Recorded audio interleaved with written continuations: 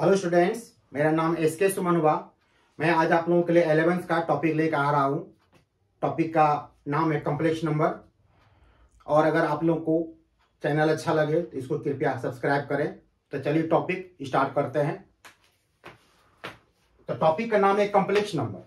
जैसा complex number अगर आप डिक्शनरी में देखेंगे तो इसकी आप हिंदी अगर देखेंगे तो आपको ये दिखाई पड़ेगा।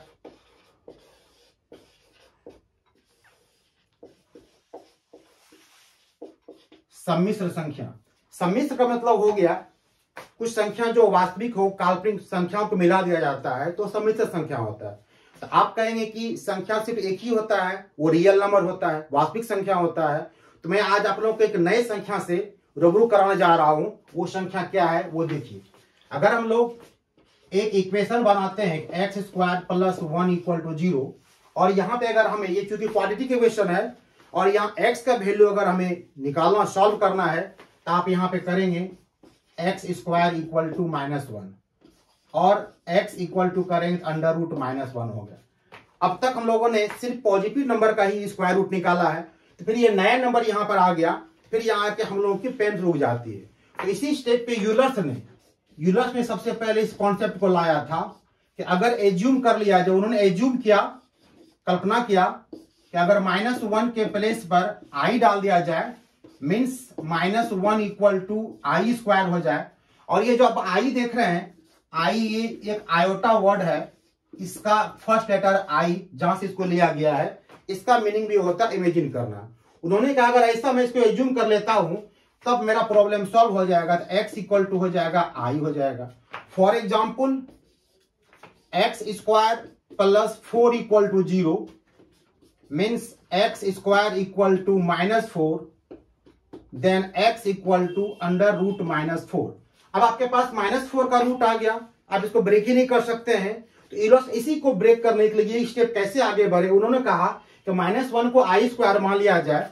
सपोज कि उन्होंने जो कहा तो -1 को मैं यहाँ पर i² लिखता हूँ × 4।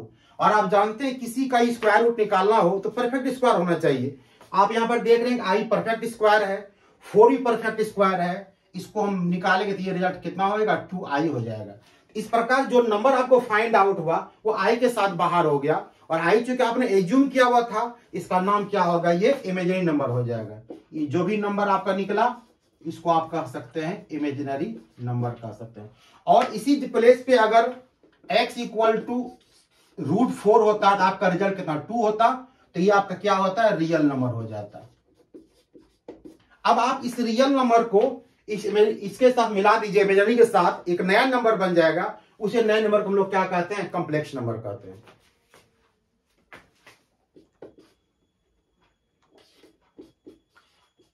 और दोनों को मिला के एक नए नंबर जो कॉम्प्लेक्स नंबर हो गया, इसको हम लोग z से इंडिकेट करते हैं। इस प्रकार का जो भी नंबर फॉर्मेशन में आ जाएगा, जो भी नंबर कहीं आप देख लेंगे, ऐसे नंबर का नाम क्या हो जाएगा, complex number.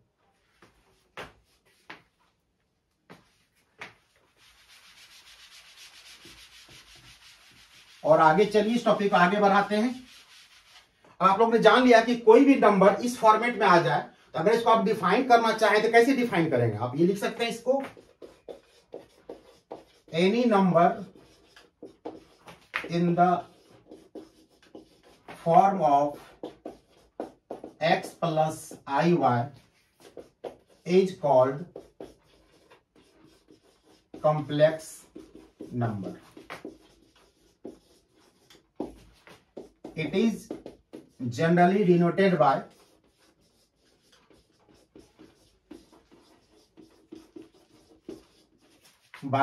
z, means z = x + iy। ये नंबर ऐसा कहीं आपको दिख रहा है कि ये आपका कॉम्प्लेक्स नंबर है। तो ये z आपका हो यहां पर हो गया कॉम्प्लेक्स नंबर,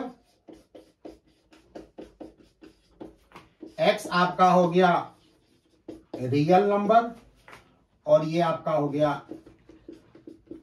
इमेजिनरी नंबर।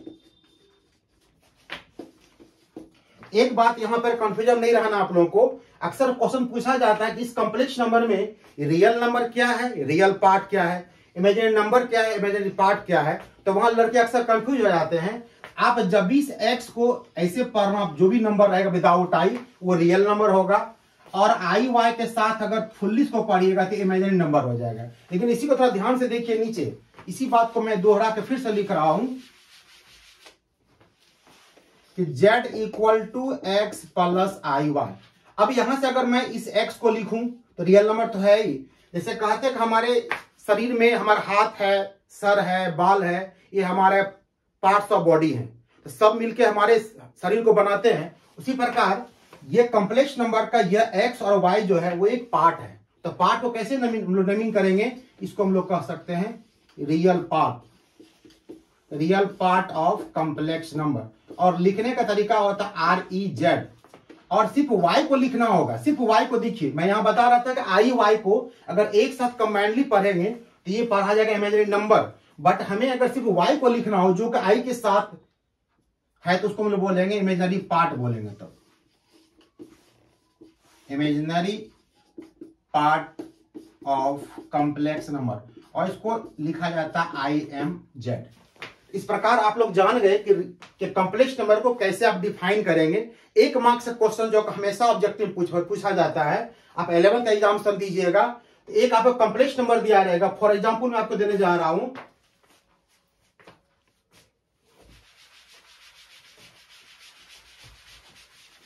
ध्यान से देखिए, अगर कोई कंफ्यूजन होगा आप लोग अपनी सारी बातों को कमेंट सेक्शन में डाल सकते हैं, मैं आपके इस प्रॉब्लम को सॉल्यूशन करने का हर संभव कोशिश करूंगा। फॉर एग्जाम्पल मैं देने जा रहा हूं एक मार्क क्वेश्चन के लिए 100% क्वेश्चन किसी भी बुक से कहीं से अगर आप पढ़ेंगे उठा पूछेंगे कि दिक्कत कहीं आपको नहीं होगी। फॉर एग्जाम्पल मैं आपको दे रहा हूं कि z equal to 3 minus 2i, और यहां आपका क्वेश्चन डिमांड ये है REZ क्या होगा, IMZ क्या होगा। मीन्स इस कॉम्प्लेक्स नंबर का रियल पार्ट क्या होगा, इमेजिनरी पार्ट क्या होगा।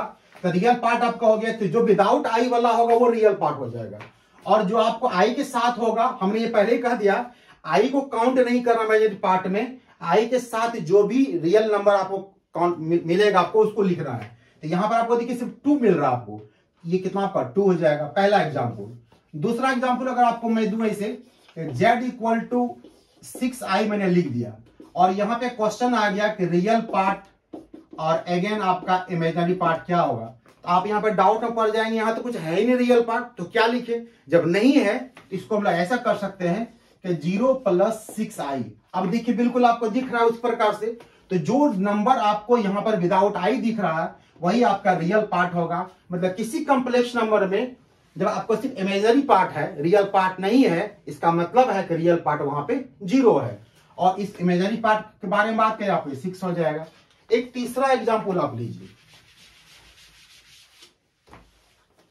थर्ड एग्जाम्पल अगर हम लेते हैं कि z इक्वल टू -5, और अगेन फिर यही क्वेश्चन है कि रियल z क्या होगा, इमेजिनरी z क्या होगा। अब यहां पर कॉम्प्लेक्स नंबर कंप्लीट फॉर्म में नहीं है, इसको आप या तो बनावें या फिर अगर अधिक प्रैक्टिस हो जाएगा तो किसी करने की आवश्यकता आपको बिल्कुल नहीं है, क्योंकि यहां पर ये विदाउट आई है तो ये आपका रियल पार्ट हो जाएगा। आप जानते हैं रियल पार्ट नेगेटिव पॉजिटिव कुछ भी हो सकता है, रेशनल हो सकता है, इरेशनल हो सकता है। एक्चुअली हम लोग पढ़ते हैं रियल नंबर के बारे में। रियल नंबर को हम लोग 2 हिस्से में बांटते हैं, जो हम लोग बचपन से पढ़ते आ रहे हैं, रेशनल और इरेशनल। फिर रेशनल को बाकी डिवाइड करते हैं, इवेंट और नेचुरल सारा करते हैं हम लोग। और यहां पर देखिए जो आई के साथ आ रहा नहीं कुछ था तो डायरेक्ट 0 लिख सकते हैं। एग्जामिनेशन में इतना करने का आपको आवश्यकता नहीं है। अगर आपको किसी कॉम्प्लेक्स नंबर में real part means without I अगर दिखे तो वो डायरेक्ट 0 लिख सकते हैं, और किसी कॉम्प्लेक्स नंबर में अगर आपको इमेजिनरी पार्ट नहीं है, इमेजिनरी पार्ट को आप यहां पर 0 लिख सकते हैं। तो मेरे ख्याल से आप लोग का सारा डाउट क्लियर हो गया। बट इसी के साथ मैं एक आपको और क्वेश्चन डाल देता हूं उसमें। इतना करने के बावजूद एक क्वेश्चन और पूछा जाता है, z इक्वल टू √25 प्लस √-36। अब बच्चे यहां फंस जाते हैं, यहां तो आई है ही नहीं, तो मैं कैसे बताऊं कौन रियल पार्ट है कौन इमेजिनरी पार्ट है। तो आपको बच्चा घबराना नहीं है, आपको करना क्या है, पर इसको आप ब्रेक कर लीजिएगा। आप 25 का रूट इजीली निकाल सकते हैं, ये आपको 5 हो जाएगा। बट यहाँ पर -36 है, मैंने कहा कुछ देर पहले कि माइनस के बदले आप क्या कर सकते हैं, i² यूज कर सकते हैं। तो ये अगर आप थोड़ा इसको और ऐसे करें तो ये 36 हो जाएगा। माइनस को 36 × -1 कहा जा सकता है। एक स्टेप और आगे बढ़ाओगे तो ये 36 -1 के प्लेस पर हम i² डाल सकते हैं, और आप देखिए क्लियरली आपको हो जाएगा कि 36 आपका परफेक्ट स्क्वायर है, इसका रूट आराम से आप निकाल सकते हैं, हो जाता है। चलिए कोई बात नहीं है। तो ये आपको हो गया, पहला क्वेश्चन आपका बन गया। कहीं भी अगर आपको क्वेश्चन पूछा जाए पहला कि रियल पार्ट क्या होगा, इमेजिनरी पार्ट क्या होगा, एक बात ध्यान जरूर दीजिएगा, मैं बार बार कह रहा हूं, कभी भी बच्चे अक्सर क्या करते हैं इमेजिनरी पार्ट में, वो क्या करते हैं पूरे दोनों पार्ट को उठा के बोल देते हैं। हमने बार बार कहा जब इमेजिनरी नंबर कहा जाए आपको, तब आपको आई के साथ बोलना है। इमेजिनरी पार्ट अगर पूछा जाएगा तो आई को आपको छोड़ के बोलना है, जो सिर्फ रियल नंबर उसमें होगा सिर्फ उसी काउंट करना है। इस प्रकार एग्जाम्पल आपके लिए बेनिफिशियल है। आप किसी भी बुक को पढ़ते हो बनाइए, फॉलो कीजिए। अब चलिए इसके आगे चलते हैं। मैं जो बता रहा हूं, अगर कहीं आपको किसी प्रकार की थोड़ी भी परेशानी हो, आप बेझिझक चैनल को देखिए अच्छे से। कोई प्रॉब्लम होता है कमेंट सेक्शन में डाल दीजिए, मैं आपके प्रॉब्लम का जितना जल्दी हो सका मैं आपका हल निकालने की कोशिश करूंगा।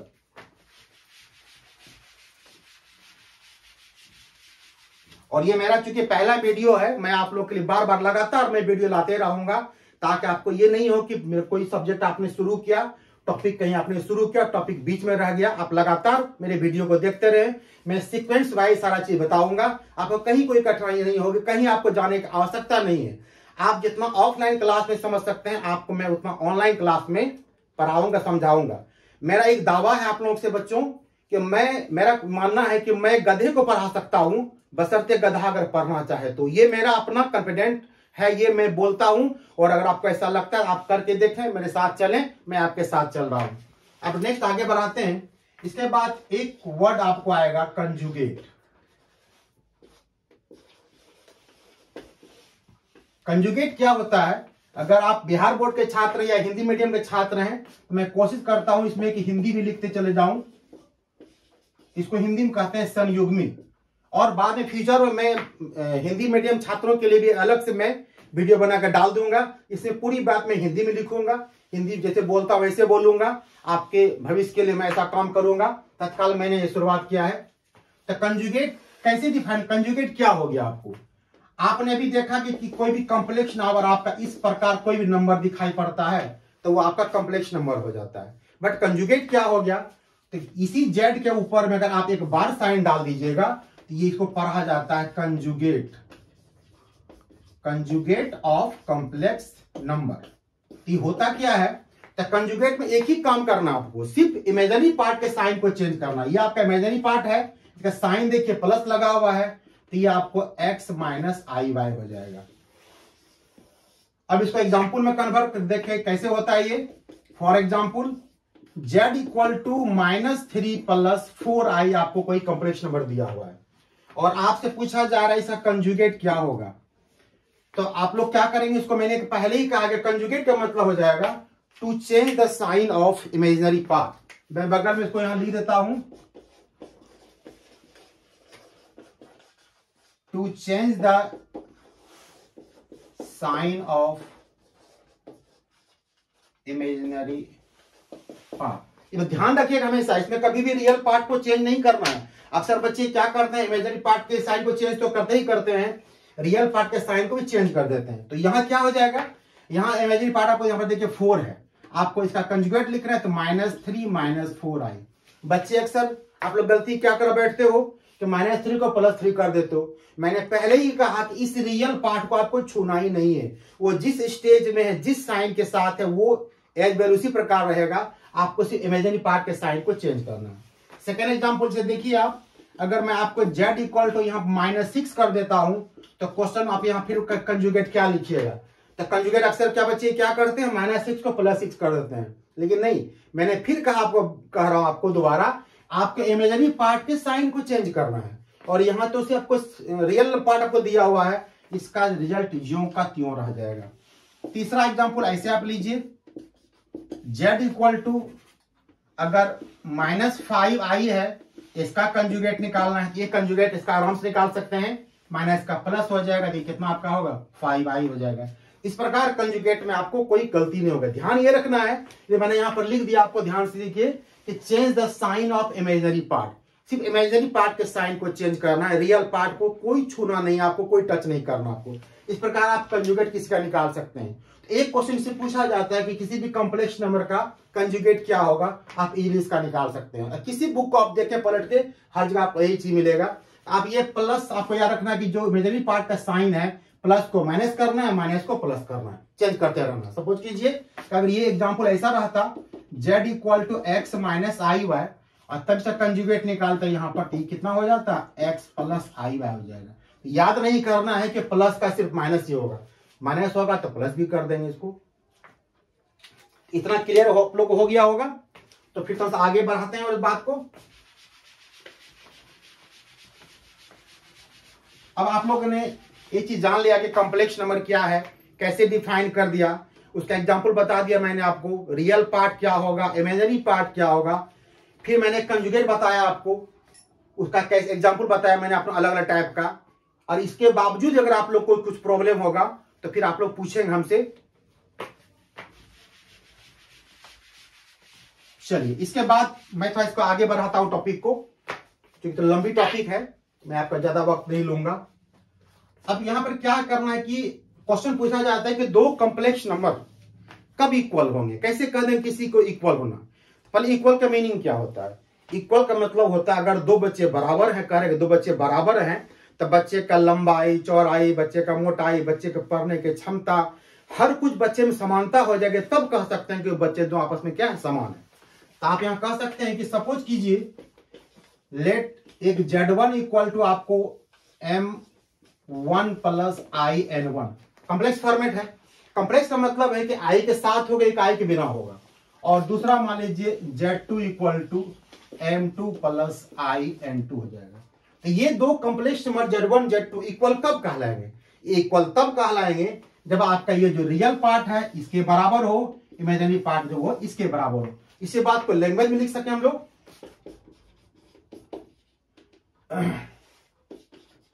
To complex number Z1 and Z2 are said to be equal only when M1 equal to M2 and N1 equal to N2, N1 equal to N2। इसको एग्जाम्पल ऐसे देखा जाएगा, समझा जाए कि एक कॉम्प्लेक्स नंबर दिया हुआ -3 प्लस 4i और सेकेंड कॉम्प्लेक्स नंबर दिया हुआ है -3 प्लस 4i। तब तो आप कहेंगे, जब देखिए रियल पार्ट बिल्कुल रियल के बराबर है, इमेजिनरी पार्ट इमेजिनरी के बराबर है, तब तो आप कहेंगे Z1 इक्वल टू क्या है, Z2 है। आप यहां कह सकते हैं कि here Z1 equal to Z2, इस प्रकार आप दिखा सकते हैं। और सपोज कीजिए कि यहाँ पे एक दूसरा एग्जांपल अगर ले कि Z1 equal to 3 plus 4i और Z2 equal to -3 plus 4i, तो आप कहेंगे सर यहाँ तो 3 बराबर है, 4 बराबर है। मैंने कहा कि बराबर बराबर का मतलब साइन के साथ ही बराबर होना चाहिए। ये -3 और ये +3, मतलब ये किसी ने 3 रुपया कर्ज लिया है और किसी ने 3 रुपया कमाया है, तो ये बराबर नहीं हो सकता। आपने जो कमाया और जो कमाया बराबर नहीं हो सकता है। तो यहाँ पे कह सकते हैं कि Z1 जो है वो Z2 के क्या होगा, बराबर नहीं होगा। क्योंकि बराबर ही तभी हो सकता है जब रियल पार्ट रियल के बराबर हो, इमेजिनरी पार्ट क्या हो, इमेजिनरी के बराबर हो, अदरवाइज आप नहीं कर सकते हैं। ये भी आप जान गए कि दो पार्ट इक्वल कब कहलाएगा। इसको हेडिंग देना चाहते हैं दे सकते हैं आप, इसको आप ऐसे लिख सकते हैं, equality of two complex numbers. Means दो कॉम्प्लेक्स नंबर जब भी इक्वल होगा, ये तभी संभव है, मैंने कंडीशन लिख दिया है, जबकि रियल पार्ट रियल के बराबर हो, इमेजिनरी पार्ट इमेजिनरी के बराबर हो। आप सीक्वेंस देखिए आराम से, ये M1 रियल पार्ट है, M2 रियल पार्ट है, M1 equal to M2, N1 और N2 इमेजिनरी पार्ट है, N1 इक्वल टू N2। और यही मैंने एग्जांपल नीचे दिया, सेम Z1 Z2 यहाँ -3 के बराबर है, 4 के बराबर है, तो Z1 इक्वल टू Z2 हो गया। बट नीचे एग्जांपल देखिए आप, मैंने एक कॉम्प्लेक्स नंबर 3 प्लस 4i दिया, दूसरा मैंने -3 प्लस 4i दिया, Z1 Z2 के बराबर ये नहीं हुआ। क्यों? क्योंकि यहाँ पर रियल पार्ट आपस में क्या इक्वल नहीं है। आप ऐसे कह सकते हैं हियर 3 नॉट इक्वल टू -3। तो आप लोग मैच्योर्ड हैं, समझ सकते हैं बात को। ये तो हो गया आपका एक रियल नंबर कॉम्प्लेक्स नंबर क्या है, और कॉम्प्लेक्स नंबर में आपने जाना कंजुगेट क्या होता है। उसके बाद मैंने बताया कि दो कॉम्प्लेक्स नंबर कैसे इक्वल करते हैं। कहीं भी डाउट, अगर आपको थोड़ी सी भी डाउट रहे, मैं जानता हूं चूंकि आप लोग अभी 10th पास करके आए हुए हैं तो थोड़ा सा झिझक होगी, और ये बिल्कुल नया टॉपिक है। ये नया टॉपिक आपने 10th पहले कभी नहीं पढ़ा है और आपको पढ़ने में बहुत मजा आने वाला है। मैं आपको इसको अच्छे से रोचक बना के धीरे धीरे पढ़ाऊंगा। चाहे मेरा पहला वीडियो, धीरे धीरे आप देखते जाइए, कहीं किसी प्रकार की परेशानी आपको नहीं होगी। मेरा ये दावा है आप लोग ऑफलाइन क्लास करना छोड़ देंगे तो मेरे वीडियो को लगातार आप लोग लास्ट तक देखते रहेंगे। और अगर आपको मेरा वीडियो अच्छा लगेगा जब भी, तो इसको सब्सक्राइब कीजिए और अपने दोस्तों को लाइक भी कीजिए, शेयर भी कीजिए, ताकि और बच्चों का भला हो सके। चलिए, ये बात हो गई। अब आती है बात यहां पर कि इसका फंडामेंटल ऑपरेशन क्या होगा। ऑपरेशन का एक सिंपली मीनिंग क्या होता है बायोलॉजिकल टर्म में या साइंटिफिकल टर्म में, तो दो से तीसरे का निर्माण होना। तो यहां पर फंडामेंटल ऑपरेशन क्या होगा मैं आपको बताने जा रहा हूं।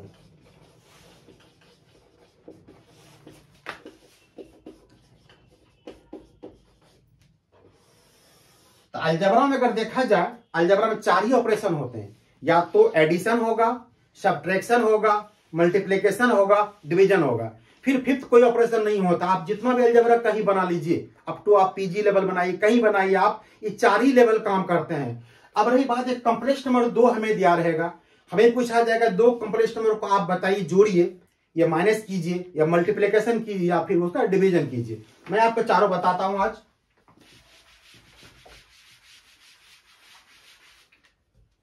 सबसे पहला सपोज कीजिए कि 2 कॉम्प्लेक्स नंबर, एक Z1 इक्वल टू मैं x1 प्लस i/1 लेता हूं और Z2 equal to x2 plus i/2 लेता हूं। अब मेरा क्वेश्चन है कि कैसे इसको ऐड किया जाए। तो फर्स्ट इसका जो काम करना आपको एडिशन करना है, यानी कि प्लस करना आपको है Z1 प्लस Z2। तो Z1 का वैल्यू आप यहां पर लिख दीजिएगा और Z2 का वैल्यू आप लिख दीजिएगा। जब भी 2 पार्ट एक साथ हो, मैं बार बार कहता हूं सबको, इसको ब्रैकेट में लिखा कीजिए। कहीं नेगेटिव पॉजिटिव साइन होगा तो गलती कभी नहीं होगी, एक स्टेप बढ़ जाएगा, चलेगा। अब क्या करना आपको, ब्रैकेट को ब्रेक कीजिए। ये तो पॉजिटिव में कोई टेंशन नहीं देगा आपको, x1 plus i/1 x2 plus i/2। अब एक बात मैं पूछता आप लोग से, अगर कोई आपसे ये क्वेश्चन पूछता है व्हाट इज योर नेम, तो आप क्या कहते हैं, माई नेम इज या माई नेम वाज।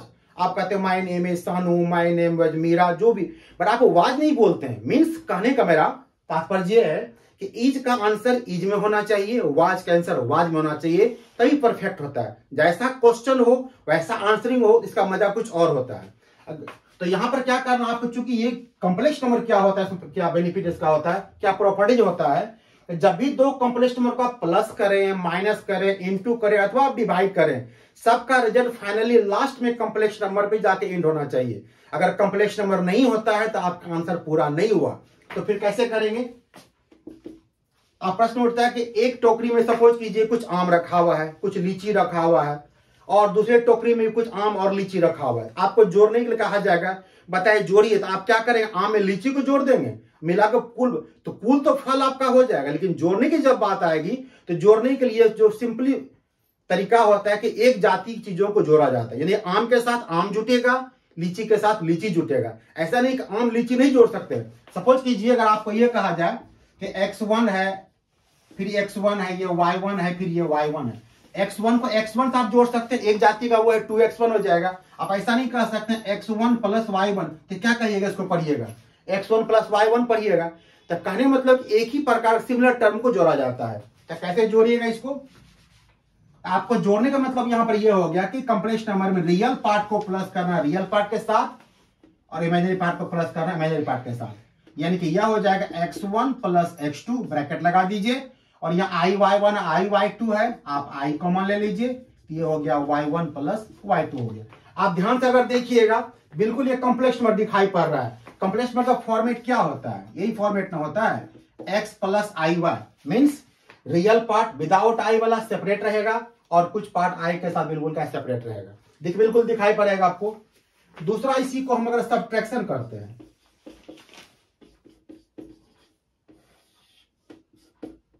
माइनस करना हो, कैसे माइनस करेंगे? Same process, z1 minus z2 x1 plus iy1 minus x2 plus y2। अभी मैंने कहा था कि ब्रैकेट क्यों लगाना चाहिए, मैं इसको बताता हूं एग्जांपल, क्यों ऐसा क्या जा सकता है। सपोज कीजिए आप के पास दो कॉम्प्लेक्स नंबर दिया हुआ x1 प्लस iy1 और x2 प्लस iy2, आप दोनों को माइनस कर रहे हैं, आपके सामने मैंने लिख दिया। अगर सिंपली कोई लड़का देखे क्या समझेगा, वो x1 माइनस x2 कर देगा और रिजल्ट फिर i कॉमन लेगा तो y1, वो ऐसा कर सकता है।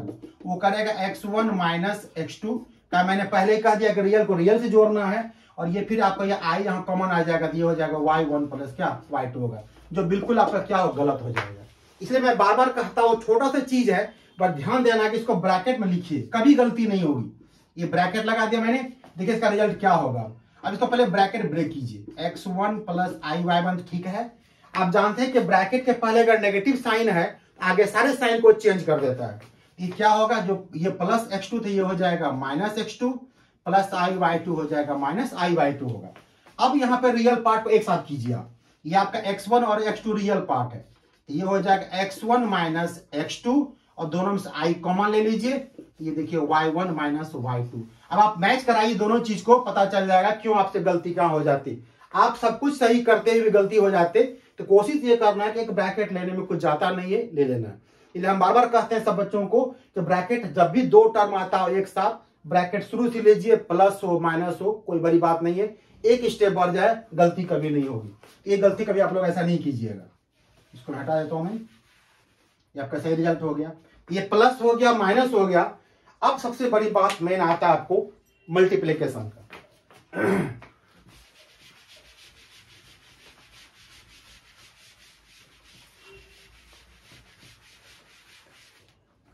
मल्टीप्लिकेशन,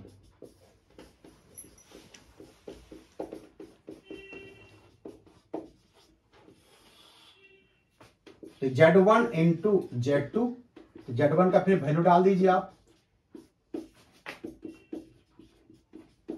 अब तक आप लोगों ने जैसे क्लास 7th में 8th में 6th में मल्टीप्लिकेशन किया एक्चुअल वैसे ही करना है, नया कुछ नहीं होता है। मल्टीप्लाई कैसे करते हैं हम लोग, एक टर्म को लेते हैं x1 को, मल्टीप्लाई दोनों से करते हैं। x1 को पहले मल्टीप्लाई x2 से करेंगे, फिर x1 को मल्टीप्लाई हम लोग iy2 से करेंगे। थोड़ा सजा के इसको लिखिएगा तो बेस्ट रहेगा। पहले इसको i लिख दीजिए, फिर x1 लिख दीजिए, फिर y2 लिख दीजिए, सीक्वेंस में x पर y आता है। तो फर्स्ट का मैंने काम दोनों से कर दिया, फर्स्ट का काम समाप्त हो गया। अब आते हैं सेकेंड टर्म को लेते हैं, तो iy1 को मल्टीप्लाई x2 से कीजिएगा तो प्लस ix2y1 हो जाएगा, और iy1 को iy2 से कीजिएगा मल्टीप्लिकेशन, ये i square y1 into y2 हो जाएगा। अब यहां पर देखिए एक टर्म क्या हो गया, आपको एक टर्म आपको i स्क्वायर आ गया। तो जैसे क्वेश्चन में आपको i स्क्वायर आता है, यूलर्स ने क्या कहा, इस i स्क्वायर को क्या मान लेना, आपको -1 आपको मान लेना है। तो ये रिजल्ट आपका हो जाएगा x1 x2, दोनों में देखिए आप आराम से, आपको i कॉमन है, i कॉमन ले लीजिए, x1 y2 ये हो जाएगा x2 y1, और i स्क्वायर हो गया -1, माइनस प्लस हो गया माइनस, ये हो गया y1 y2। इसके बाद देखिए आपको दिखाई पड़ेगा यहां भी रियल पार्ट है, विदाउट i है, यहां विदाउट i है। इसको एक साथ करना हमेशा आपको पड़ेगा, x1 x2 minus y1 y2, और फिर i एक साथ पहले से किया हुआ है, x1 y2 x2 y1। अब देखिए बिल्कुल दिखाई पड़ेगा आपको, रियल पार्ट बिल्कुल सेपरेट हो गया, कहीं i दिखाई नहीं पड़ेगा, और इधर देखिए बिल्कुल आपको i दिखाई पड़ रहा है। इस फॉर्मेट आने का मतलब होगा ये बिल्कुल कॉम्प्लेक्स फॉर्मेट में आपको आ गया। तो मैं बार बार कहता हूं, जब तक कॉम्प्लेक्स फॉर्मेट नहीं आएगा तब तक आप क्वेश्चन सॉल्व करते रहेंगे। ये तीसरा हो गया। चौथी बात जो सबसे मोर इंपॉर्टेंट है वो है डिवीजन। डिवाइड करना, डिवाइड में क्या होगा, z1 बाय z2, ये हो गया x1 प्लस iy1, ये हो गया x2 प्लस iy2। अब कहीं भी क्वेश्चन आपको डिवीजन फॉर्म मिल जाएगा तो पहला स्टेप क्या आपका होगा, पहला स्टेप ये होगा, मल्टीप्लिकेशन करना आपको है। तो इसको बढ़ा दीजिएगा कि स्टेप को, x1 plus iy1 x2 plus iy2। पहला स्टेप ये करना है कि मल्टीप्लाई से करके जो नीचे का आपको कॉम्प्लेक्स नंबर दिया है उसका कंजुगेट लेना है। कंजुगेट क्या बताया आप लोग को, हमने बताया कंजुगेट आप लोग को इमेजिनरी पार्ट के साइन को चेंज कर देना, मतलब ऊपर मल्टीप्लाई करना x2 माइनस IY2 और बैलेंस करने के लिए जितना आपने मल्टीप्लाई किया उतना आपको डिवाइड करना पड़ेगा। अगर ऐसा नहीं करेंगे क्वेश्चन बदल जाएगा आपका। तो जो आपका डिनोमिनेटर में कॉम्प्लेक्स नंबर दिया हुआ है उस कॉम्प्लेक्स नंबर का जो कंजुगेट होगा, कंजुगेट का मतलब होता है इमेजिनरी पार्ट के साइन को सिर्फ चेंज कर देना, वो कर दिया। इसके बाद जैसा आपने ऊपर मल्टीप्लीकेशन किया है वैसे मल्टीप्लाई यहां भी करेगा। चलिए मल्टीप्लाई करते हैं। x1 को मल्टीप्लाई x2 से कीजिए, ये हो जाएगा x1 x2, x1 फिर IY2 से कीजिए, ये IX1 Y2 हो जाएगा। फिर IY1 को x2 से कीजिए, IX2 Y1 हो जाएगा। और IY1 IY2 को कीजिएगा तो I स्क्वायर Y1 और Y2 हो जाएगा। अब नीचे यहाँ मजेदार बात है, लड़का अक्सर क्या करता है, साइन देखा मल्टीप्लीकेशन का, वो मल्टीप्लाई ऊपर तो किया ही किया, नीचे मल्टीप्लाई कर देता है। मल्टीप्लाई होगा, हम भी करते हैं होगा, बट ध्यान दीजिए जितना भी क्वेश्चन में आप डिवीजन कीजिएगा, जब भी कंजुगेट लगाइएगा, हर एक क्वेश्चन में 100% आपको देखिएगा a+b और a-b आ जाएगा। जब ये हम लोग क्लास 7 8 से पढ़ते आ रहे हैं कि a+b और a-b a square minus b square होता है, फिर मल्टीप्लीकेशन क्यों करें? हमारे पास ऑप्शन नहीं रहेगा तब तो कोई काम करेंगे हम। मेरे पास ऊपर में कोई ऑप्शन नहीं था मल्टीप्लीकेशन का अलावा, बट यहाँ ऑप्शन है मेरे पास। डायरेक्ट यहाँ पर क्या लिखेंगे, a square minus b square, तो b का मतलब IY2 है, ये होल स्क्वायर कर दीजिए, ऐसे लगा दीजिए। इसका नेक्स्ट स्टेप क्या होगा वो देखिए।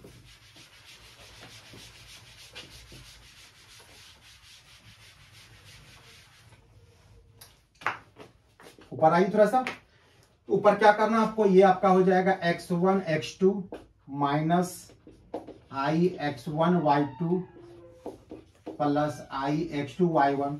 फिर यहां देखिए आपके पास I स्क्वायर आ गया जो कि -1 होता है, बार बार यहाँ पर लिख रहे हैं ताकि आपको प्रैक्टिस हो जाए। आपको जब भी I स्क्वायर दिखा पड़ेगा तो -1 आपको लिख देना है। तो -1 वो हो गया और माइनस पहले से दिया हुआ था, ये प्लस हो जाएगा, तब प्लस हो गया Y1 Y2। और थोड़ा नीचे देखिए, नीचे क्या हो जाएगा, ये x2 स्क्वायर रहेगा ही रहेगा। आप यहां पर देख रहे हैं ब्रैकेट में दो टर्म है, I भी और Y2 है, इसका मतलब ये स्क्वायर दोनों पे जाएगा। तो जब I पर तो I स्क्वायर हो जाएगा और I स्क्वायर होता है -1, एक माइनस पहले से दिया हुआ है, ये हो जाएगा प्लस, फिर Y2 का स्क्वायर हो जाएगा। इसके बाद मैंने क्या कहा था कि रियल पार्ट को एक साथ लाना है, तो रियल पार्ट इसमें x1 x2 है प्लस y1 y2 है। इस दोनों में देखिए आपके पास I दिखाई पड़ रहा है, तो आप I कॉमन ले लीजिए, तो यहां से क्या आपको आ जाएगा x1 y2। जब भी आप नेगेटिव के साथ कॉमन ले रहे हैं तो अगले का साइन चेंज होता है, ये माइनस जो था देखिए प्लस हो गया, जो प्लस वो क्या होगा माइनस हो जाएगा। आप चाहें तो सुविधा के लिए यहां से कॉमन ले सकते हैं, प्लस I कॉमन लीजिएगा तो पहले x2 y1 लिखाएगा minus x1 y2 लिखाएगा, उससे कोई फर्क नहीं पड़ेगा क्वेश्चन पे, आप जैसे लिखिए। और नीचे आपके पास है x2 square plus y2 square. मैंने कहा कि कॉम्प्लेक्स नंबर का आंसर कॉम्प्लेक्स नंबर में जाके खत्म होगा, पहले खत्म नहीं होगा, अभी ये पूरा खत्म नहीं हुआ है। अगर सपोज कीजिए एक क्वेश्चन मैं आपको देता हूं बगल में फॉर एग्जांपल समझाने के लिए, अगर ये a plus b by c लिखा हुआ है तो क्या इसको अलग अलग सेपरेट डिवाइड तो कर सकते हैं, a by C plus b by C. तो वही देखिए सेम यहाँ पर हालात है, ये पूरे टर्म को ये टर्म डिवाइड कर अलग अलग कर दीजिए इसको, ये हो जाएगा x1 x2 plus y1 y2, नीचे कर दीजिए आप x2 का स्क्वायर प्लस y2 का स्क्वायर, माइनस साइन डाल दीजिए, I यहां डाल दीजिए, x1 y2 minus x2 y1 bye x2 का स्क्वायर प्लस y2। अब ध्यान से अगर देखिएगा ये पूरा विदाउट I वाला और ये बिल्कुल I के साथ है, तो ये रियल पार्ट हो गया, इमेजिनरी पार्ट हो गया, आपका कॉम्प्लेक्स नंबर पूरा हो गया। इस प्रकार प्लस माइनस इंटू डिवीजन आपका पूरा हो गया। तो बस आज टॉपिक यहीं पे एंड कर रहे हैं, फिर नेक्स्ट डे मैं नेक्स्ट टॉपिक लेकर आऊंगा, इसी को आगे बढ़ाऊंगा। और अगर आप लोग को अच्छा लग रहा है तो ट्रैक ऑफ मैथ्स के चैनल को सब्सक्राइब कीजिएगा, अपने दोस्तों को, अपने चाहने वालों को लाइक कीजिएगा, सब्सक्राइब कीजिएगा। इसके बाद मैं आपके लिए अच्छे टॉपिक लाता रहूंगा। धन्यवाद।